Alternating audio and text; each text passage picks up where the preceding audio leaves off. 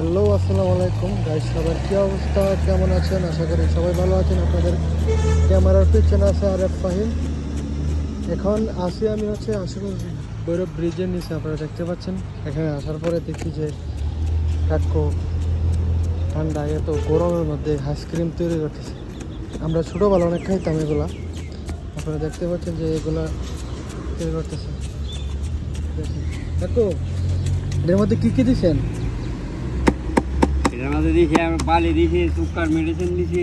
আচ্ছা, এগুলা খাইলে তো ক্ষতি নাই না? না, কোনো ক্ষতি নেই। আচ্ছা, গরমের মধ্যে খাইলে তো শরীরের লেগে ভালো।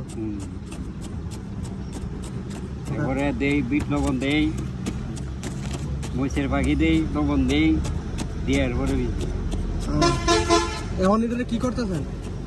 বাংলাদেশি এটা কি বড়া ভাছিল না? না, আইসক্রিম। আচ্ছা আচ্ছা, আইসক্রিমটা বাংতেছেন? হ্যাঁ, নিচে তো একবার আস্তা। ও আচ্ছা আচ্ছা, গ্রাইজ দেন আপনারা নিচে আস্তে আইসক্রিম এগুলার উপর দিয়ে ভাঙিয়ে রাখতেছে। এই তো আমরা ছোটবেলা অনেক খাইতাম এগুলা। এখন কি আর খাওয়ার বয়স আছে? তো এগুলোর বয়স বেশি,